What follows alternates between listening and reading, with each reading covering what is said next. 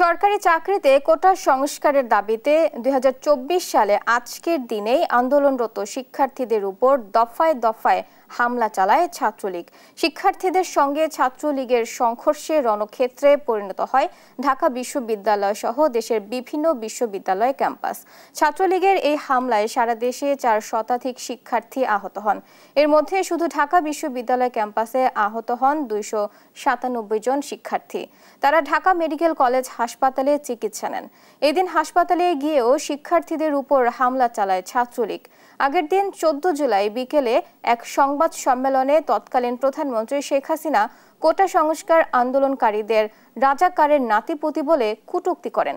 এই কটূক্তির প্রতিবাদে রাতে উত্তাল হয়ে ওঠে ঢাকা বিশ্ববিদ্যালয় ক্যাম্পাস।